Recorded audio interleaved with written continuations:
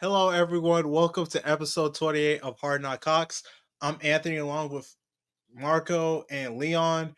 Chris is busy tonight, so he won't be here for tonight's episode. But today, we're going to be discussing the last of the regular season for the Hawks with a little retrospective and a preview of the incoming play-in game or games for the Hawks coming up. So since the last time we recorded, the Hawks went 3-1. They lost the big game against Orlando in Orlando, which pretty much closed any chance of the Hawks getting the seventh seed. But they were able to win the last three games of the season to basically close it out and be the eighth seed, giving the Hawks two chances at the play in, and that means two chances to get into the playoffs if necessary. So this is going to be our final stat recap of the regular season. According to Cleaning the Glass, the Hawks finished with the 14th ranked offense and a 19th ranked defense. Overall, we had a 0.6 net rating. If you translate that to expected wins, we were expected to win 39 games, but we exceeded that total with 40 wins this season, which that's not good generally, but overall we did exceed expectations considering all the betting markets had us at like 36 wins for the most part. I've seen some that had like 26 wins. That's actually really good, especially after Jalen's injury. And we improved a lot after last season, where the Hawks had the 11th ranked offense and the 26th ranked defense and a negative 1.6 net rating. Which, if you translated that from last season, they were expected to win 37 games, and they underperformed that last year and only won 36 games. So overall, the Hawks did improve a lot over the course of the season, and improved despite all the injuries and stuff that they had. So I am going to start with you, Marco. What's your thoughts on the Hawks' big improvement throughout the whole season, despite all the injuries and stuff they had? I mean, this year, man, the Hawks were really. I'm proud of them. I've said on my Twitter, 40 wins with the current group we had is not bad. That's actually a pretty big accomplishment for what we had, what we were projected to go into of the season, and how things were going. Hawks made a big improvement to defense compared to our other years. I think in the beginning, like first half of the season, we were a top 16 defense, which is very good in this league for 32 teams. You know, you're top 16 out of 32 teams. You're in the middle of the pack, which is nice. We've always said if Hawks have an average defense, they'll be a legit contender. Our offense in the beginning of the season didn't really start as good as it usually is because I feel like we regressed on shooting. It was a lot of in the paint buckets, and getting used to a new system, and getting guys used to Quinn's system, um, kind of switch some things around. So, but then second half of the season kind of flipped the tides. We became a top five offense again, and we dropped lower on defense. I think we finished like 23rd in defense. Uh, we finished for this season. Yeah. We finished on cleaning the glass 19th on defense. Oh, 19th ain't too bad for me. I Oh, mean, look, we're 19 top ain't too 20. That's good. 19 ain't too bad for That's me. good. 19 out of 32, you can't. That ain't too It's bad for me. below average, but I mean, considering where we were last season, that's really good. Considering that you have an undersized point guard who doesn't Yeah. really play defense but somewhat tries, considering that you lost your best wing defender, and leaving it to Dyson, which is defensive player of the year candidate, and Ricochet, who is A you rookie. know a rookie coming in, you Yeah. still did very good on defense this year compared to our other years.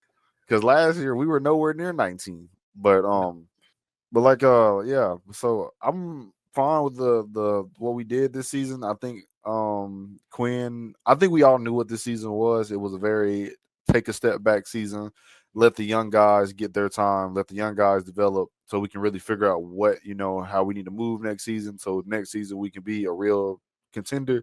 Trey has alluded to that multiple times. I think a lot of people, of course, everybody wants to win, but we knew what this was. But for what this group did and what we did at the trade line to still make it, a somewhat competitive team while still not taking away from development. I think this group did a very good job. A lot of people were, wailing on Quinn for like rotations and stuff. But again, Quinn had to do what he had to do. You can't really play certain guys certain minutes just because they're big doesn't mean they're good, yada yada yada. You can go back and forth on that all you want.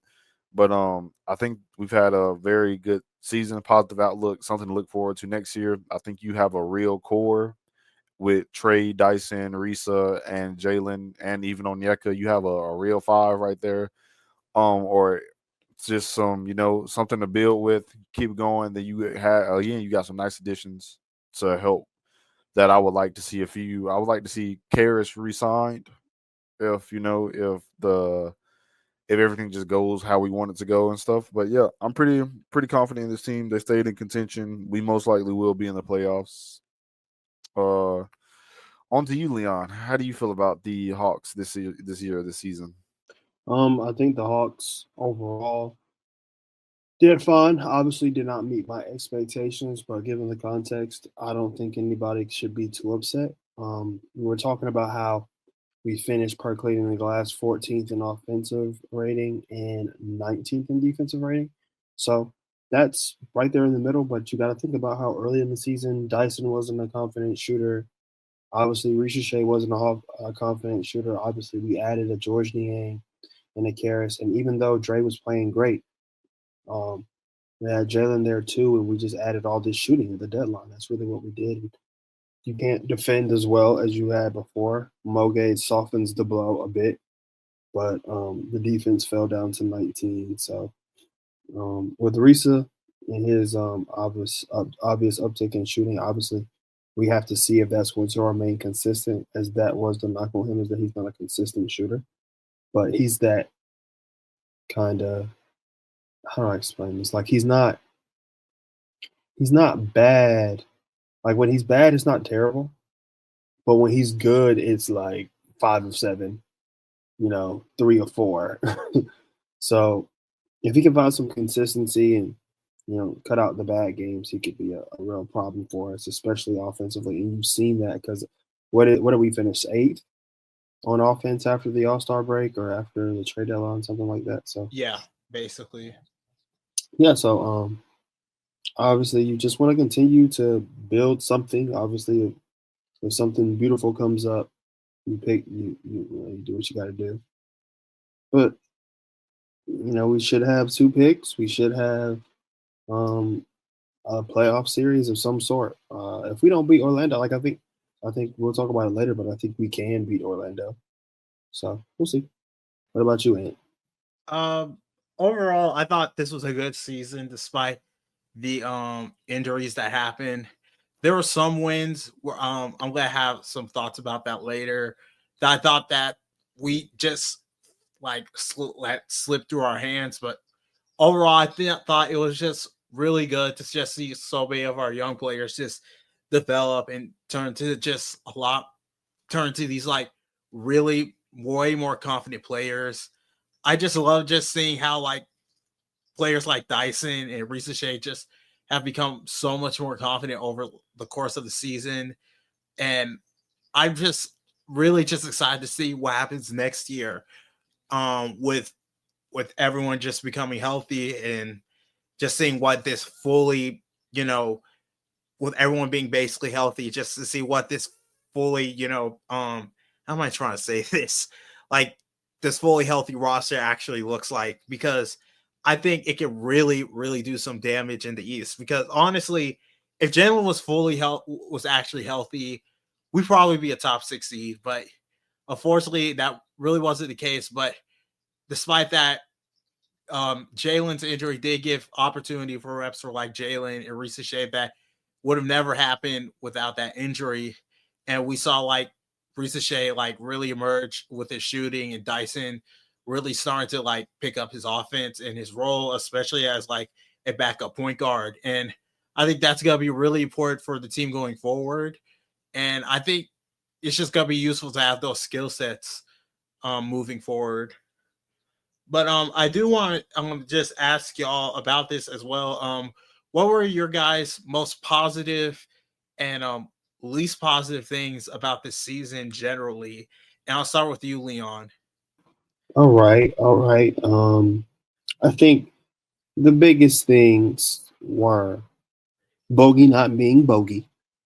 Um, I'll just talk about storylines for the season on just guys like Bogey not being Bogey.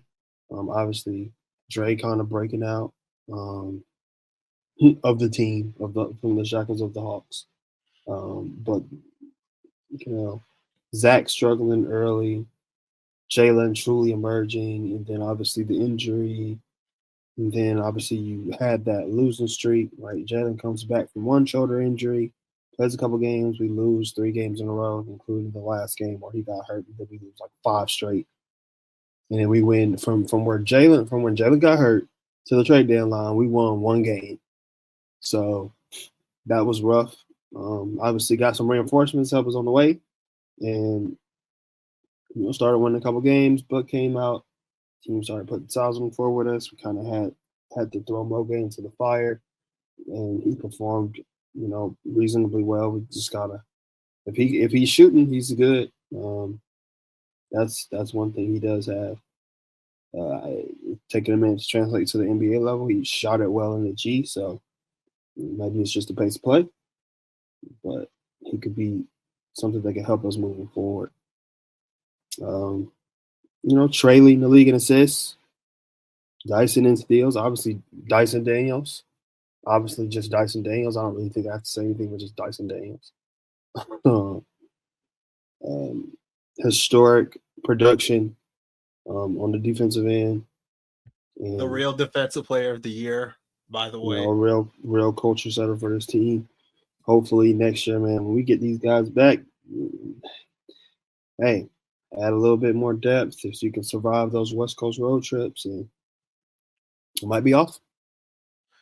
Yeah, gotta see something. Like I think that as of right now, if you got to today, if you're grading last year's offseason, it's got to be an A of sorts.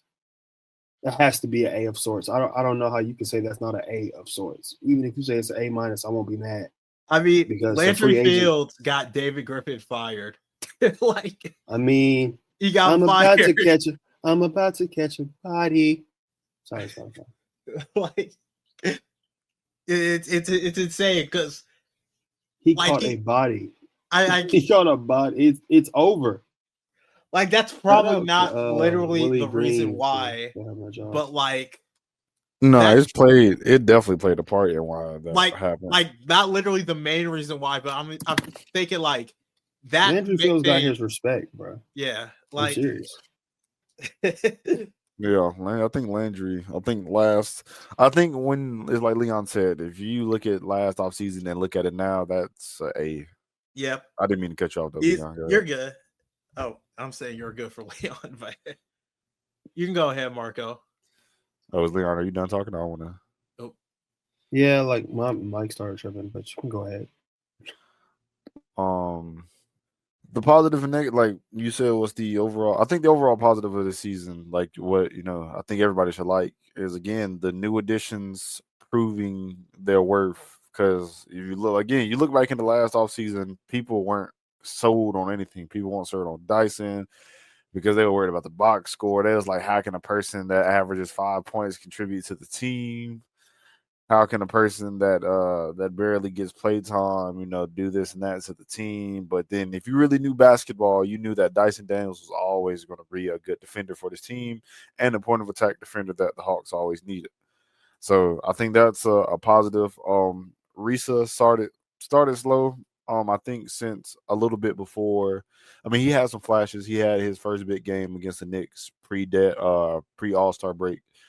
Then after that, he had flashes here and there. Now I think a little bit before All-Star break is when he started figuring it out. Then after All-Star, since December, I think that's when he really took off, got adjusted to the NBA and all that. So I think again, a lot of the younger guys coming up into their roles are showing you what they could be plus more. I think that's a big positive. And I think Jalen's for the games that Jalen did play before his season ending injury, I think Jalen pretty much proved that he can be that second guy.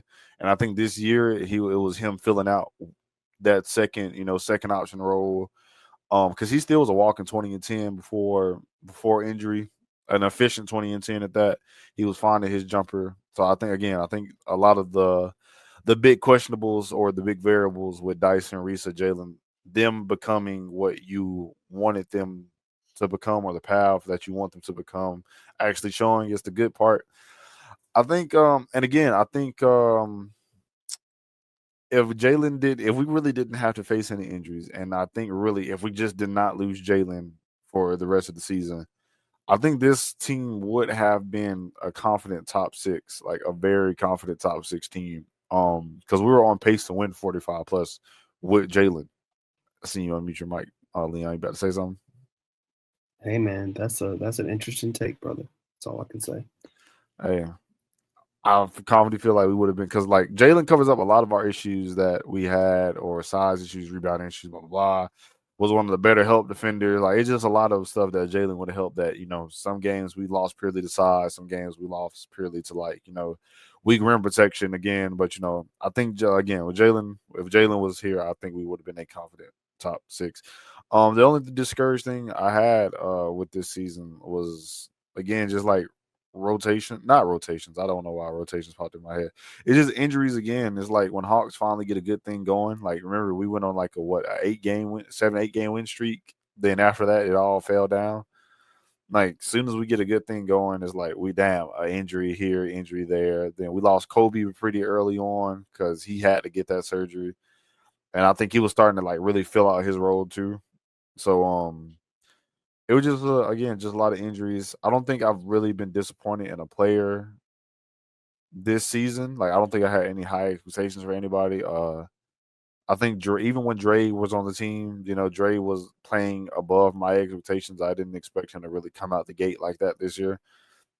So yeah, I don't think I really had anything negative on the season besides, again, just injuries, and I could speak on Clint, but that's Clint. I don't really want to talk about that guy anymore. So, but yeah, I don't think I really had any negatives. What about you, Ant? Did you have positive negatives from the season? Well, I'm gonna start by saying this. That run to the NBA Cup where they won I think 8 or 9 games straight, especially when Trey was rolling the dice in Madison Square Garden. That was probably the most excited I've been as a Hawks fan, literally since the 2021 season. That was just incredibly exciting for me. Like, that was probably the most hyped I've been the entire season. Recent Shay's emergence, that is also a really big part, especially him just shooting the lights out. I thought he was gonna get 40 points this year, but he needs to work on his free throw shooting. But that's something they can work on the off season. But he got 4 30-point games though, so that's most of any rookie. So that's good for him. What else I can think of? Obviously, Leon mentioned the Trey leading in assists, and Dyson, being the steals leader. Like, there's a lot of Hawks that are just leading all these categories. So that's just a really good sign for this team going forward, that we just have all this talent. Now, I think for the negative side, I do have some real complaints. Like, in terms of players that disappointed me, I'm just gonna really highlight just one player. Terrence Mann cannot be on this team next year. I mean, I thought he was gonna be more of a versatile defender than I thought he was going to be. But then actually seeing him play, I just realized that he really isn't that good of a defender. So ultimately, I'm just like, if he can't really defend like I think he could have, or like his reputation is, advertised as, I feel like he really shouldn't be on this team next season, right? And my second thing is, and I know this is probably gonna be a controversial one, is it's gonna be about Quinn's rotations. I know people always harp on this all the time, but I think that is a legitimate concern with me all the time. Not all the time with Quinn, but there are times to where I think there are some times where Quinn's decisions have lost us some games. And I think a example of this is the recent Orlando game where they played Orlando, where the Hawks played Orlando at Orlando, where they decide for whatever reason to just play small at the end. I don't get it. I get Mohamed Gay isn't that good of an offensive player, but he's a good defensive player. So I mean, just play him, please. Like there are times where I think Quinn is fine, but it's just other times where it's just like he just makes some of these weird decisions, and it's just I just feel like he just sometimes like concedes the games at points, and it's just stuff like that just makes me question why he does certain things. Now I don't think that's gonna be necessarily a problem next season because everyone should be healthy and stuff, but it's just stuff like that that just bothers me, But other than that, I'm just happy overall with how the season went. But I don't know if y'all disagree with me in that, but y'all probably gonna say the same thing. It's just we don't have enough size on the roster and stuff, but that's just me. I don't know, the Terrence Mann one, I think he's just so used to playing Clippers basketball that he just has to get bought into Quinn's system. But if they don't believe in Terrence Mann moving forward, then that's an easy contract to move, $15 million. That's a solid rotational player and something, so it's not too hard to move. With the rotation thing again, it's you only can do so much with what you had at the end. That's fair, but like Like look, you tell me okay. you cannot rub, and we both know you can't play Moji and Dom 30 plus minutes. I know that. I know that. I'm not saying to do that. What I'm saying is don't play 4 guards at the end of the game. Please. God. That's why I don't want to happen again. And we're gonna talk about the play and stuff in a second. That's why I don't want to happen. They're playing veterans. The veterans are currently small, so we need big veterans. Yeah, that's true. Like one of the big things is I don't know if this is true or not, right? But those 4-guard lineups are not great. I'm not lying to you. But if Clint's out there with those 4-guard lineups, it will probably be good. No, I don't know if it will be good. It probably won't be good, but it will be better. It would have been more competent because Quinn's, organizing from behind. Quinn's a professional, and they were just dunking on us at the end. Yeah, Orlando was to just kind of hold us off. So, yeah, I'm looking forward to it. Looking forward to tomorrow night. Yes, sir. Yeah, but let's talk about this Kings pick and Lakers pick situation before we talk about the play-in. There's quick dabble into it. So I'm going to talk about the Lakers pick first because it's less complicated than the Kings pick. So the Lakers pick. The Lakers are tied with 4 teams right now. Have the same record with 4 teams right now, excuse me. The Pacers, the Nuggets, and the and the Clippers.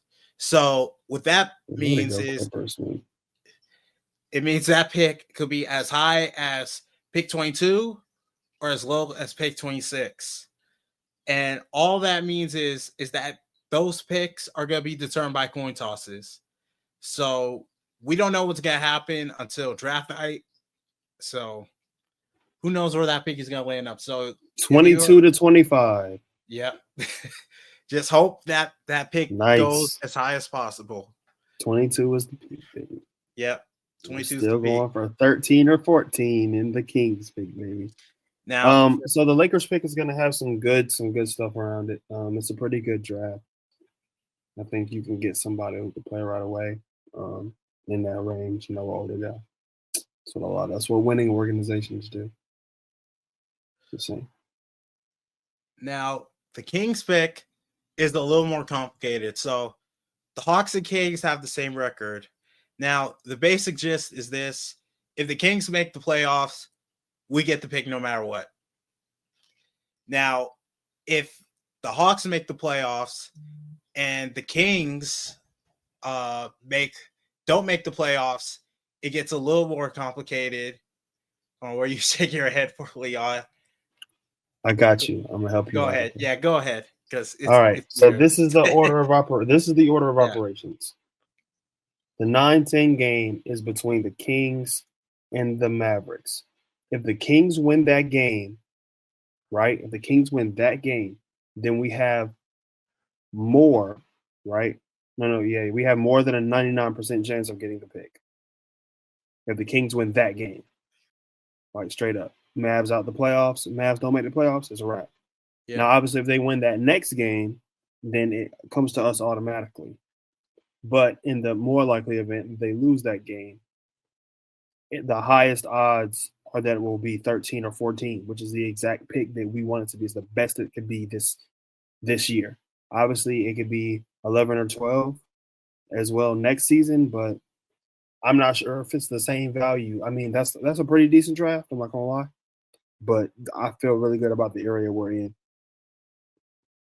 If we do get that pick, very good. Should get an impact player.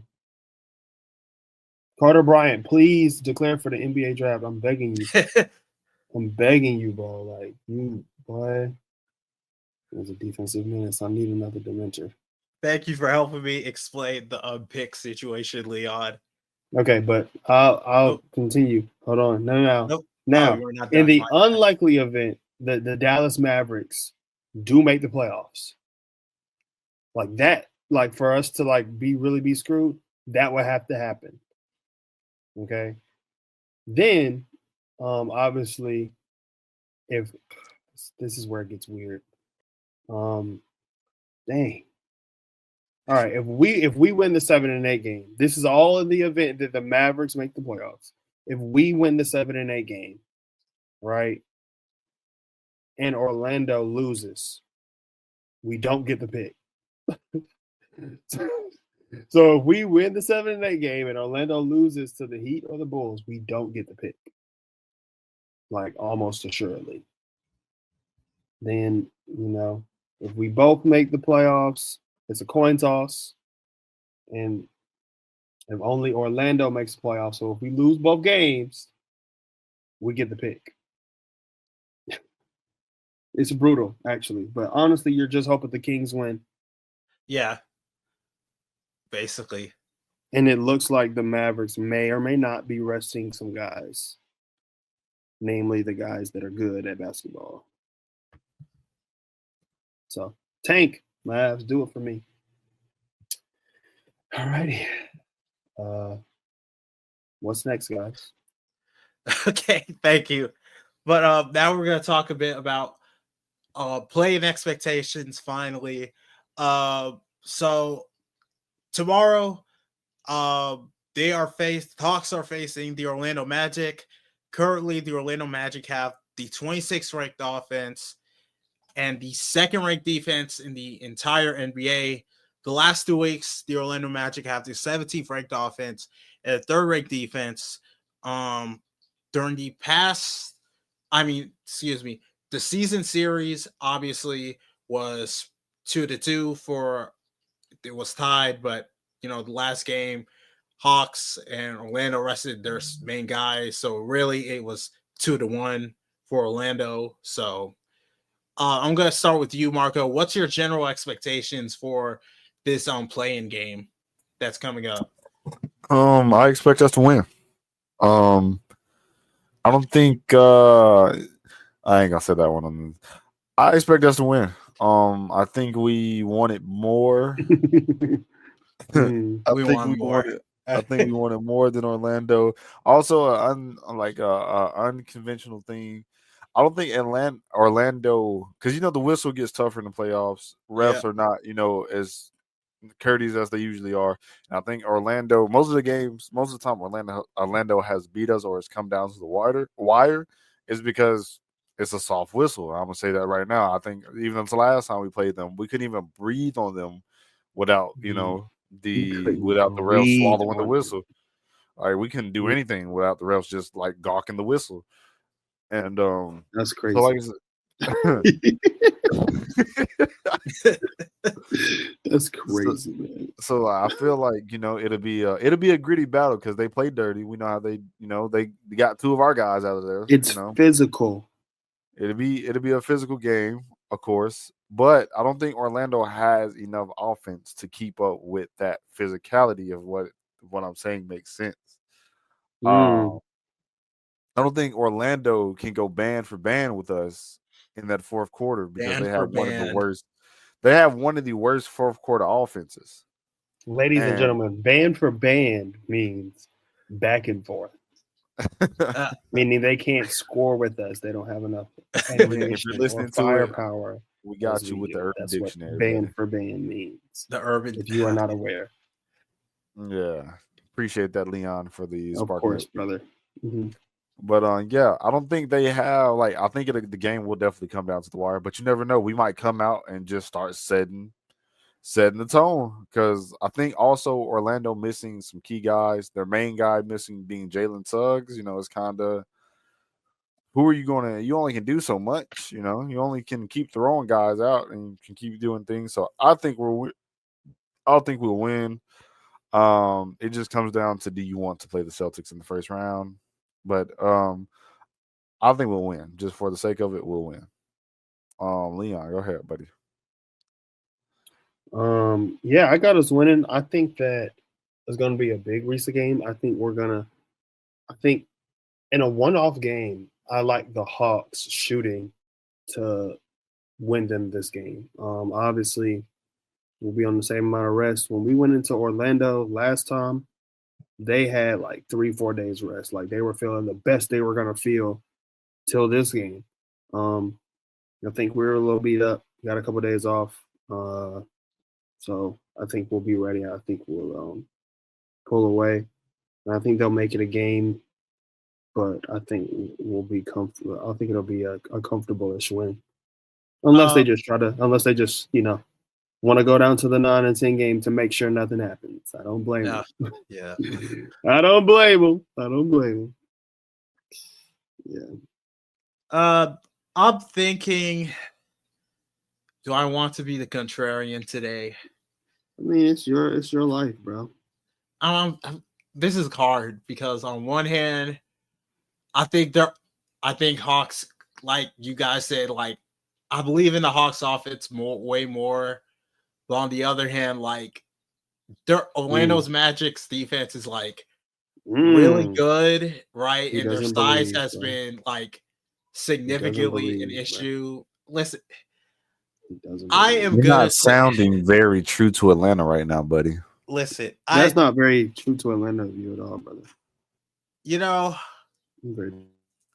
I really don't. Maybe predictions on. Maybe you just aren't true to Atlanta, Ant. I don't want to say I don't think they're gonna lose. It's just it's a toss up. Yeah, it's a true toss up. Now I'm scared of giving my prediction because if I'm wrong, I'm gonna get. I mean, look, man, we've all been wrong in our predictions. I think they're gonna lose, man. I'm scared. I think Orlando's defense is probably in size is good. May just shut the Hawks out. It's gonna be too much, huh? Yeah, I think, and I think one of the main things I've seen in the past few weeks is that the Hawks defense has just been struggling as of late, which is I think worrisome, especially since Orlando's offense has been getting better over the past few weeks. It's still not good, but it's better, and that's not great for the Hawks.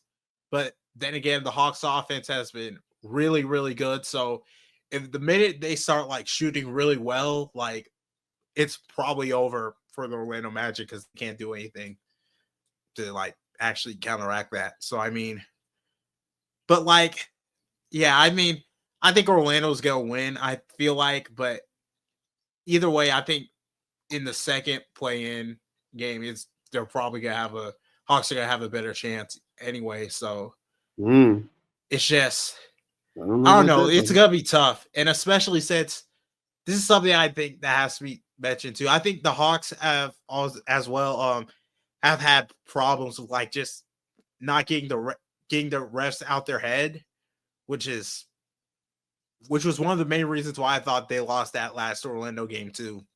So they just couldn't get the refs out their head. So I don't know. It's gonna be an interesting game. I think Orlando's gonna lose. That's cool. I mean, I'm not true to Atlanta today. I'm sorry.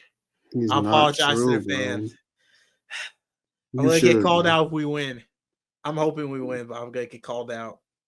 Yeah, get called out, man. It happens to the best of us. But let's say if we do lose the game, hopefully you don't. But let's say if we do lose the game, would you guys rather face the Bulls, who currently have the 19th ranked offense, the 18th ranked defense, but the last 2 weeks had still the 18th ranked defense, but the 8th ranked defense, or the Miami Heat, which currently have the 12th ranked offense and the 9th ranked defense, but during the last 2 weeks have the 9th ranked offense and the 9th ranked defense. What do you guys think? I feel like the Heat should be better than they are. Yeah.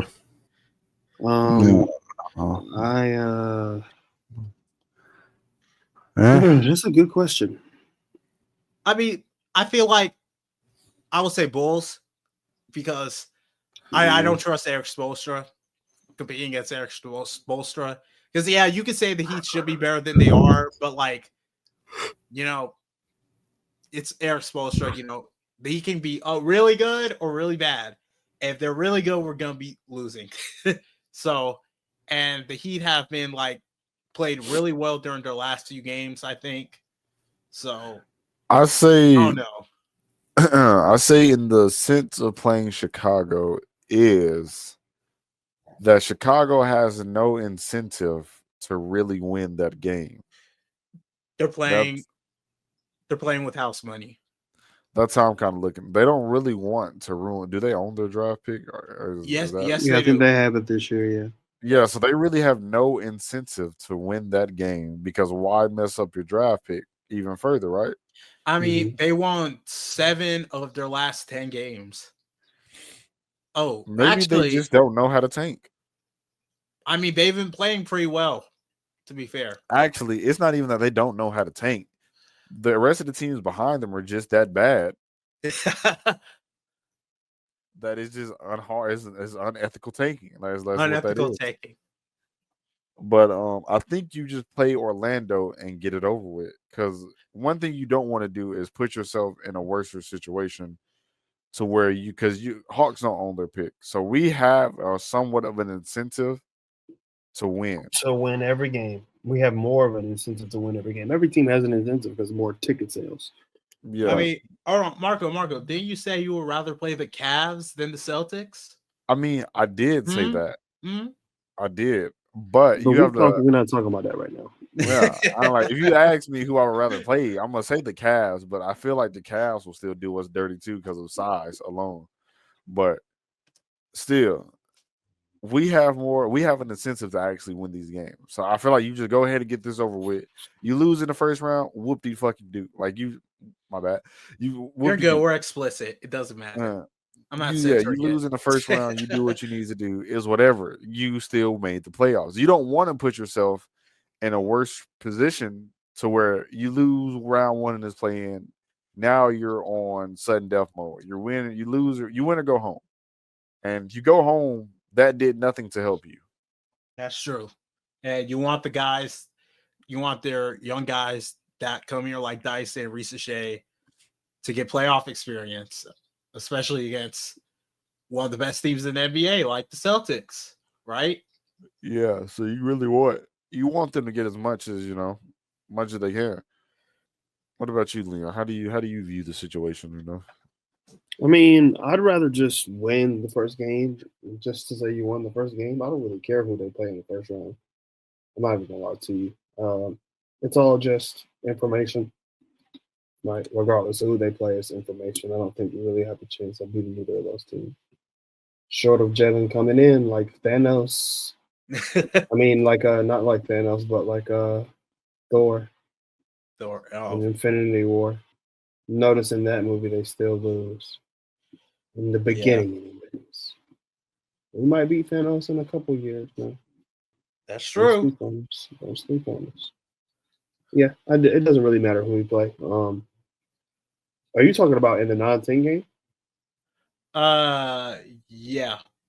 Okay, well, in the 9-10 game, oh yeah, probably the Heat. Yeah, because like I'm thinking about again, like I'm thinking and seeing that 7 to The Bulls 7 scare 3. me. Vooch scares me. Yeah, I'm thinking about again, like maybe Modest Heat, finally got yeah. himself something to prove now against Reese Shea. Oh yeah, I forgot about that. Yeah, probably the Heat. We know what the Heat gonna do. So they might be targeting somebody in this draft too. They've lost a peculiar amount of games to me. This ain't like them. I don't care what nobody say. They're not. This isn't a coincidence. But yeah, I'd probably rather play the Heat. As far as Cavs and Celtics, it don't matter. It's just who I don't want to lose to Dre though. I ain't gonna lie. I don't want to lose to Dre though because I don't want to hear that bullshit. Like, duh, of course you're gonna win. Cavs gonna be like, see, we beat y'all. See, Dre played well. He beat y'all. Yes, duh. Like, duh. What are you talking about? Man, I wish. And I can't even say we beat y'all twice because Dre played in those games. I wish we could, if we do face the Cavs, like I wish we could at least like maybe push that series to 7 or something. Like, man, have hope. George Niang, like Dre gonna be cooking. Man, George Niang Niang's gonna put him in the slammer. Nah, Evan Mobley gonna take over. No, we got Mo. Like, he just is. We got DPOY Mo. Hey, you know what, man? I'm not even gonna sit here and lie to you, bro. That ain't the worst thing I ever heard you say, bro. But they so deep. They so deep though with shooters. Like if somebody cold, they can put a better shooter out there. I ain't gonna lie. I wish we could play Keaton. Yeah, that's true. Like Keaton versus Ty Jerome just seems like I love the way that sounds. I love the way that sounds. I'm not gonna lie to you. Yeah, Ty Jerome got that flutter though. That float game crazy.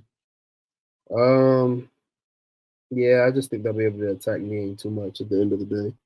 But I think that's as far as the Celtics, man.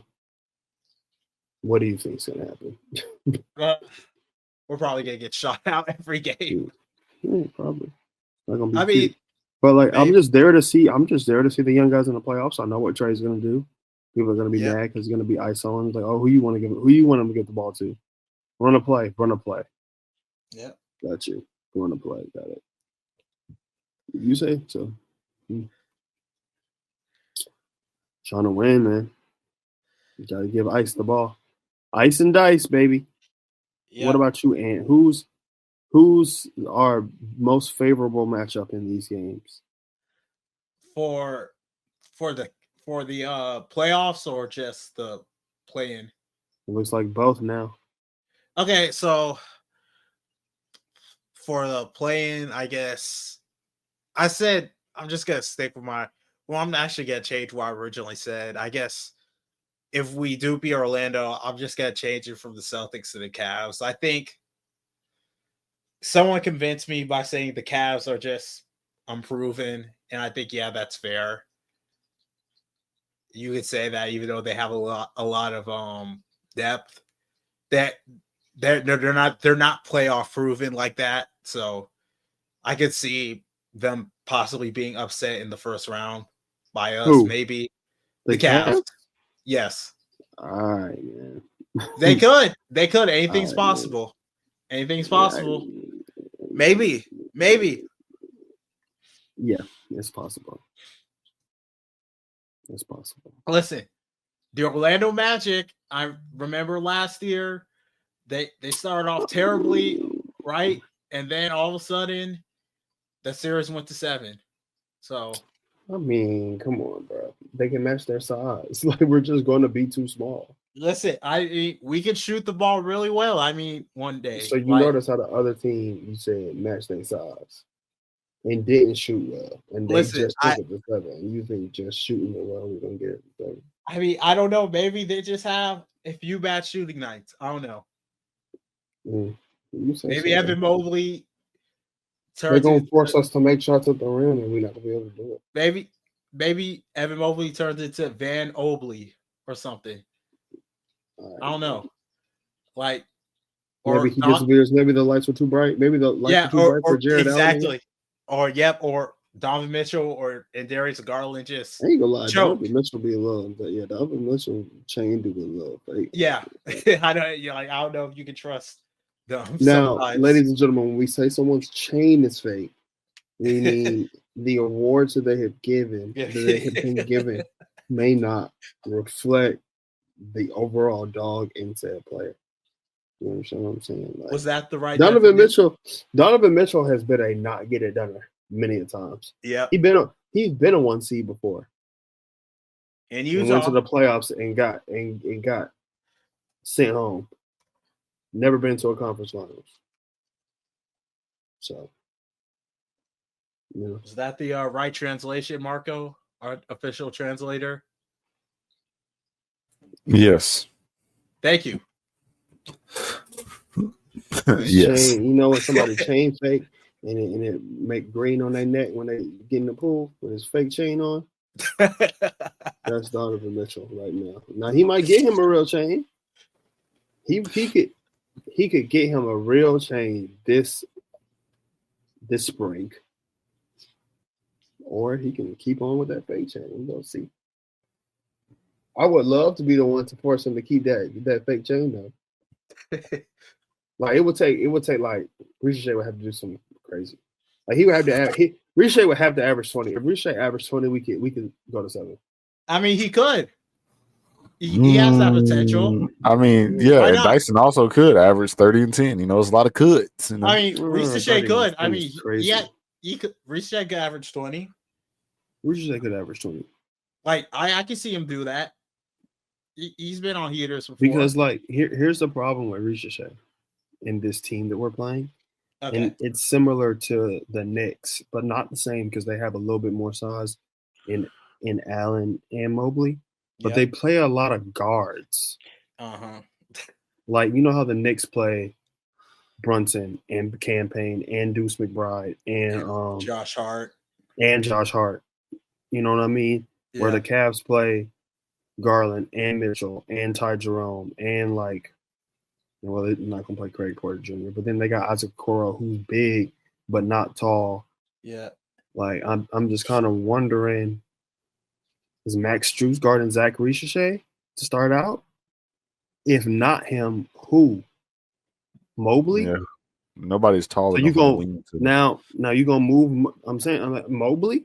You gonna move? You gonna have Mobley chasing him around the perimeter?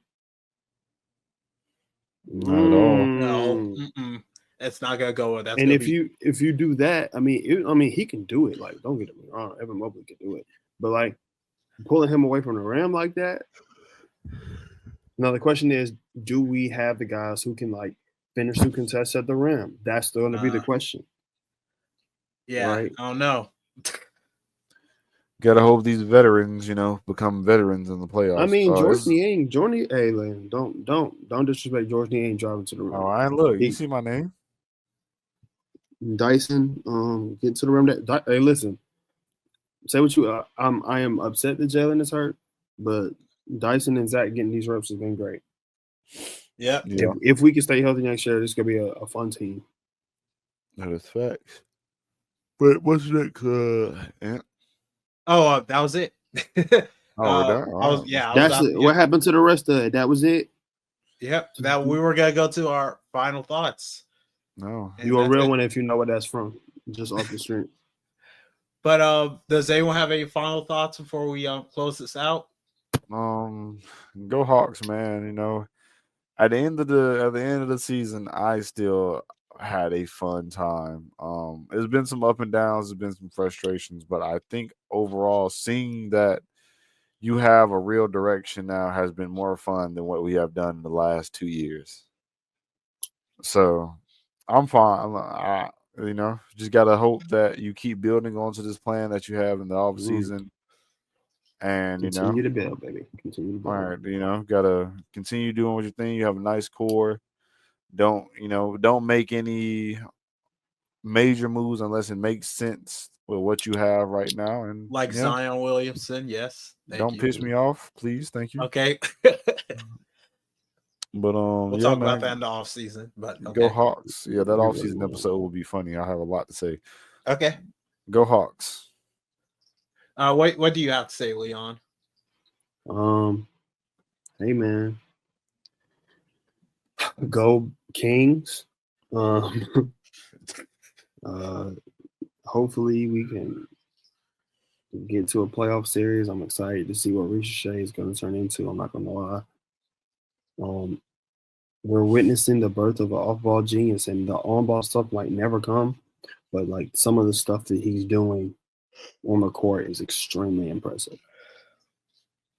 As being a mover off the ball, and like just the way his body moves at his size is so advantageous to his ability to defend on the perimeter, because guys his height aren't usually able to move the way he moves, and that helps him on both sides of the ball.